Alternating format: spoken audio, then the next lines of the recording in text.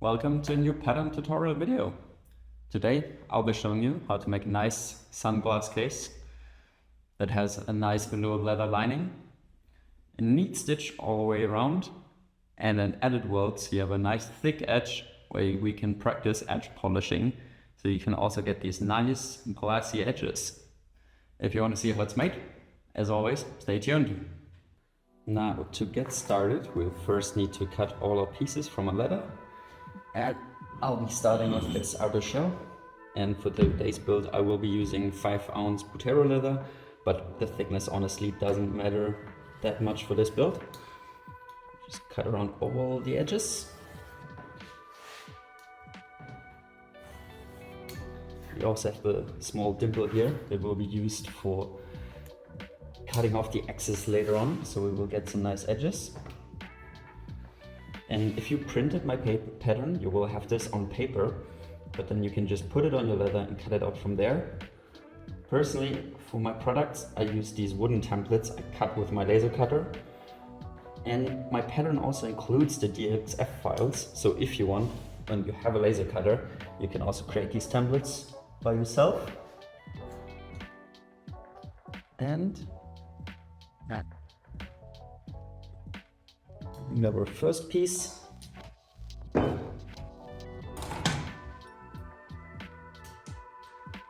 Sorry. Then for the lining, I already have a small piece here, and I will not be cutting this to shape because we can just glue it first and then cut off the edges so we have a nice edge without any hangovers. And then for the last piece, we just need this piece for the welt. And here again, I'm just using some, I think 7-ounce raw wedge tan. But also for this piece, you can basically use whatever you have available. Thickness doesn't matter as much, but using a thicker piece will give us a thicker edge later on, which will look nicer. So then we already have all our pieces assembled that we will need for this. And then we can start gluing. And for the glue up, I'm just using some normal white glue. That gives me good adhesion. And because I also did lose my spatula somewhere along the way, I'll just use a normal metal one from the hardware store. You can get them like for $1 or $2. But they're quite useful. Make sure we have enough glue on here. You really rather want too much glue rather than too little, because this piece really needs to stick together well. Otherwise the edges will come off a little bit later.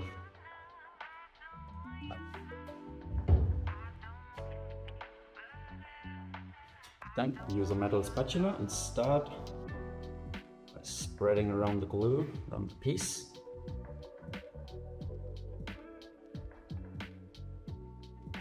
Going all the way to the outside of the edges, which is a bit more than necessary, but so we can make sure we really cover all the edges. Then we'll just take our outer shell and place it on here.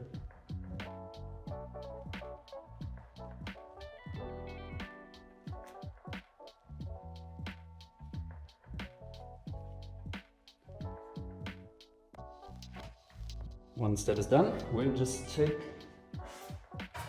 something to cover it up and put on some weights to properly press this down while drying.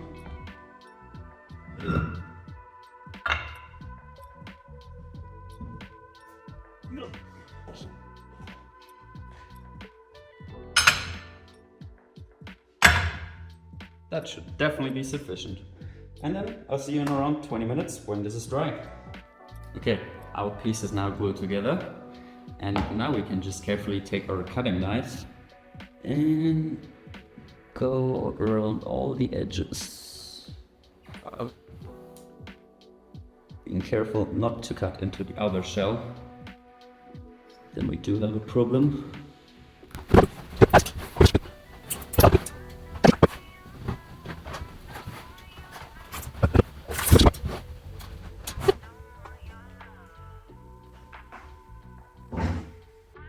Then for the next step, we can already start marking our stitch line.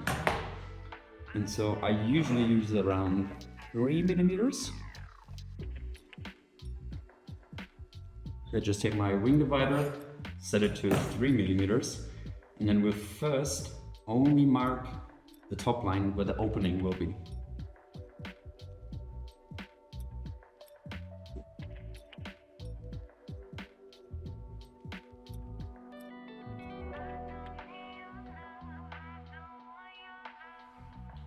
Now that we have done this part, we'll take the wing divider again, set it to one of the edges, and adjust it just so that the outer edge and the marked stitch line align. Then we'll take it and we'll mark the rest of the stitch line all the way around.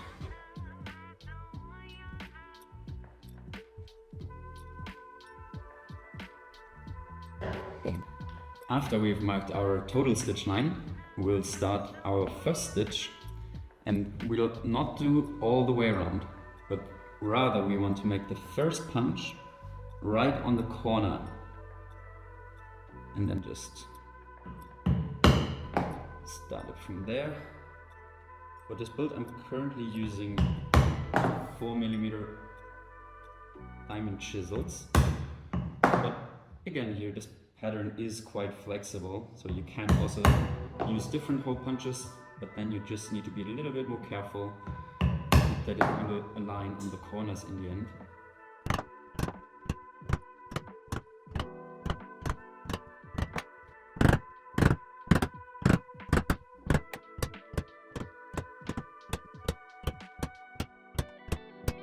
Now we can see the last punch also lines up perfect. Well, now that it's stitched, you can probably guess the next part. We'll take some sewing thread and sew this together.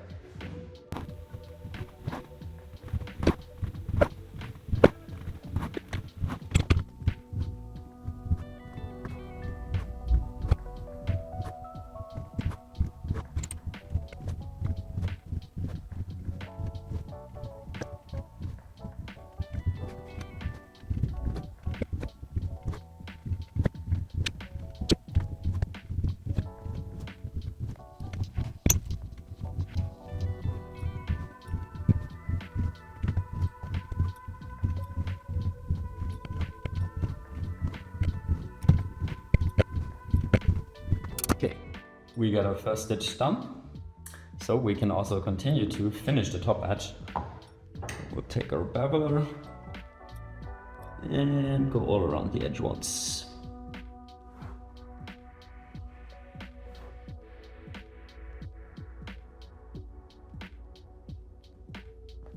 Then we'll just apply some Tokunol all around the edge again.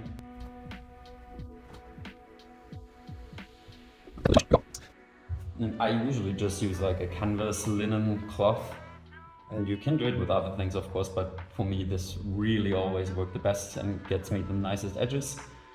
And then we'll just go all around until it's nice and shiny.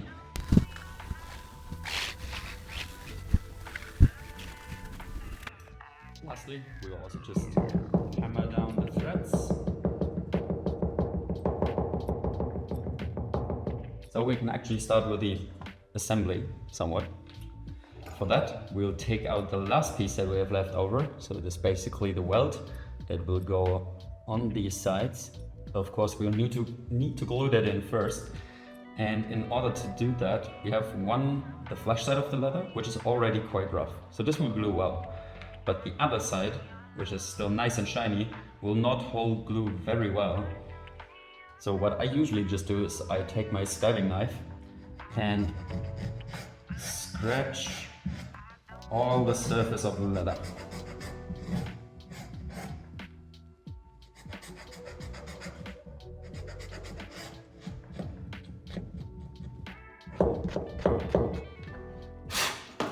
Till it's nice and rough. This will make the glue hold much better. And one last thing that I do, which although it is optional, on the side that will sit in the middle. so on the short side of the L. I just make a small cut, take off a little bit of the edges, so it will fold around more nicely and we won't have any gaps on the fold. Then we have these two pieces ready, so I'll just get my contact cement.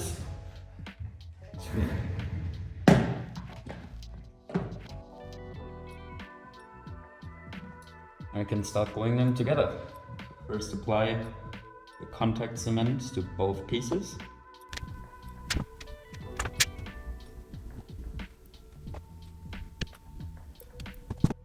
Now that the glue is dry, we can put the pieces together. So I usually just start in the corner and then just work my way inwards.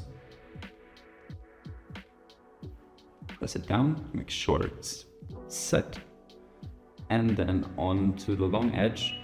And here you want to double check the end of the L or the welt should end just directly below the stitch we did previously on the top side.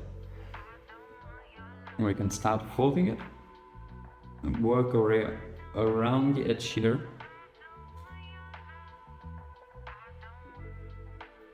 And then they should line up on the other side. Press this down. I'm also folding it over here. And then we go on to the last side. I will just continue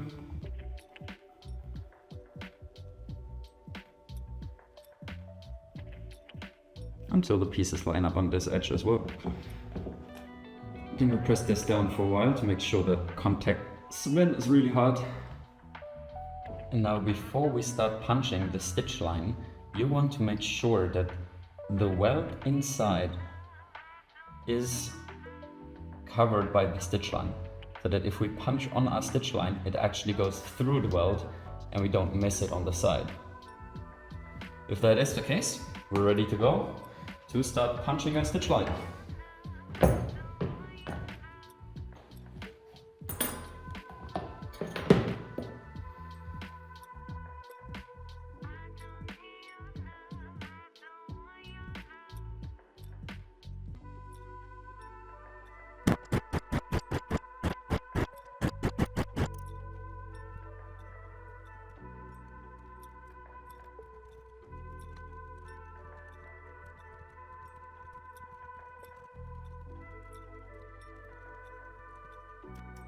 Okay, I almost finished the stitching and I'm now at the last stitching hole that we just punched. And I'll go through that one as well, but this is then not the last one that we need to make. And instead, we'll continue one further to the stitch line that we punched in the beginning. Because with this, we will then also secure the welt, so that even if we open the bag, the pocket very much, the sides of the welt will not rip off. And we also get one nice continuous stitch line instead of having a break in between. So I'll just put this one through here again. Make sure to pull this one tight. And then we'll just backstitch a few more times to make sure everything is nice and locked in place. And then we've already finished the stitching for today. And now the only part missing is to finish our edges. And as you recall, we still have this small piece here standing out. And now this is where the trim allowance comes in. So in order to prepare our edges so that we can make them nice and shiny, we will first want to cut off the trim allowance. And for that, to make a solid basis, you really want to make sure your knife is sharp. I'll also put in a new blade here, make sure it's nice and sharp. Then I will get my metal ruler and we want to align it on this piece. Make sure we have a nice straight edge. And then look from top where you're cutting and make sure your knife is nice and straight.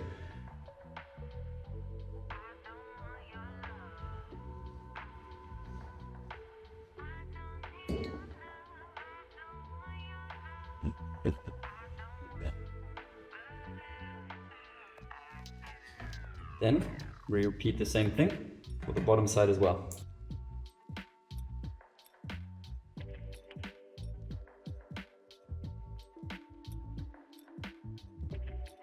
Now we already have a very smooth, flush surface, which is perfect for edge polishing. This process is something that is probably different for every leather worker, and through the years I've probably tried like 10-20 different things or methods. And so today I just want to show you what works best for me. And you don't always need to go all the way, but I just want to show you every step that you can take to make sure they're as perfect as possible. So after we cut off our trim allowance, the first thing I do is start off with one layer of Tokonole. This is basically just to make sure that all the grains that might still be standing up are fixed in place, so that we can sand them down properly. A bit more.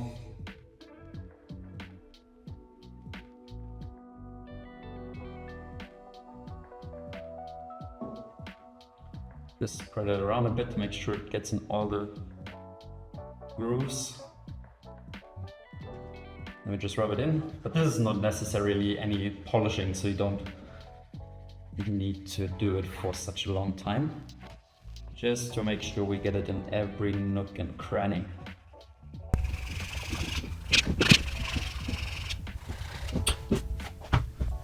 Then my next recommendation is to really make sure you have a lamp on the side, because if you look at it from the side into the lamp, you will see every nook and cranny that is not even yet.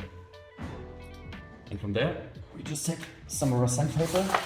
You can either start from around 400 or 600, but with this one I already got quite a nice edge, so I think we can just start with the 600. And the first round is just some dry polishing, so you just take your sandpaper,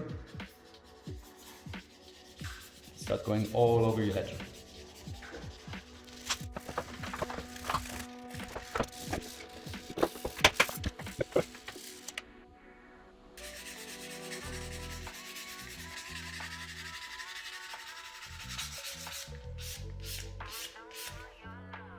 Until you can look at it in the light and you don't see anything standing out, any grooves, valleys. It starts to become nice and flat. You probably really want to spend the most time on the lower grids. You can always go back to the lower grids later, but then you need to work up every step of the way, so from 600, 800, 1000 and so on again. So I would rather spend a little bit more time on the lower grids to make sure I did not miss anything. For the next round, this is what is the magic part for me. We'll start again by putting on some Tokonole on the edges. Just rub it in with your finger all across.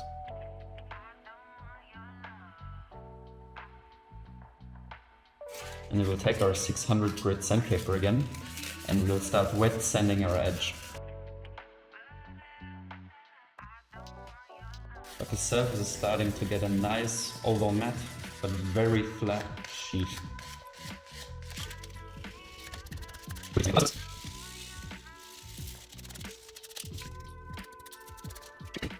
And then from here, we'll basically just repeat the steps again with the next grid.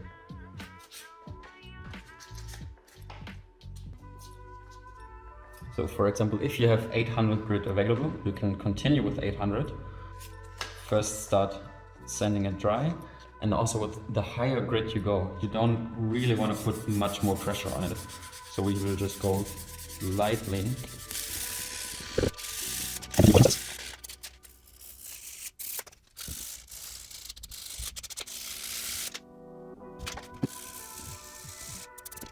We'll just put on some Tokonole on the edges.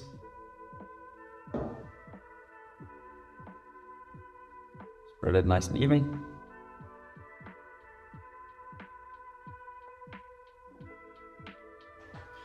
And we take out 1000 grit again and start wet sanding these edges.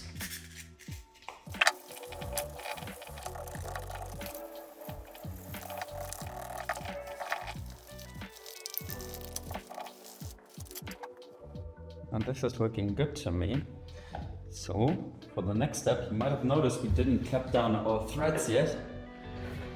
This is mainly because once we start sanding, the edges will start to mushroom and we'll have some rough edges here. So first I'll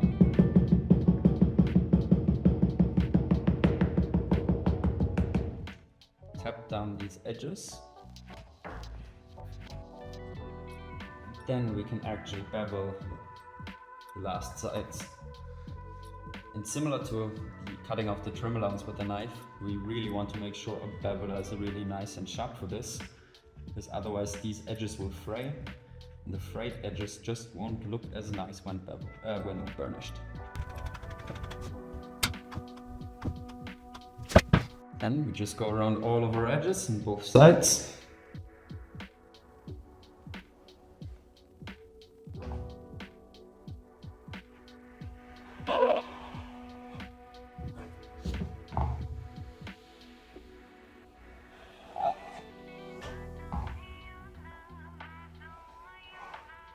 And now we can now put on our toconol.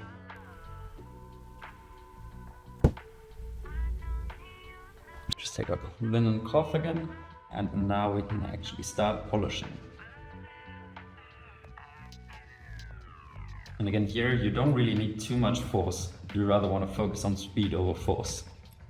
So you get more friction, polish it up nicely.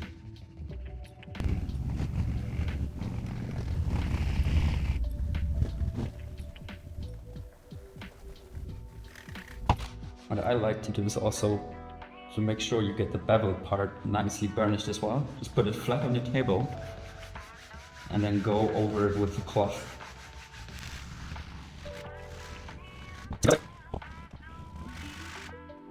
And now for the last step that you can take to make your edges even more shiny and polished, you can just take some natural beeswax, put that on your edge as well. So don't need too much, just like a little bit, so we have one layer on it. Put it all over the edge, the other side as well.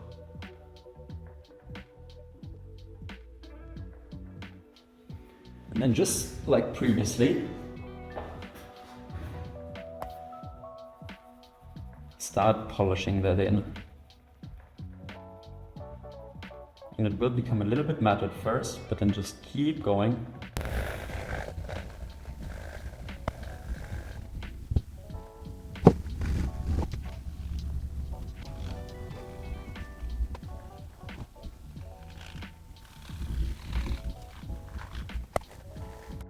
And you did it, you're done. And we can see those edges are nice and shiny. Then, only last thing remaining is take your glasses, put them in, and you're ready to go.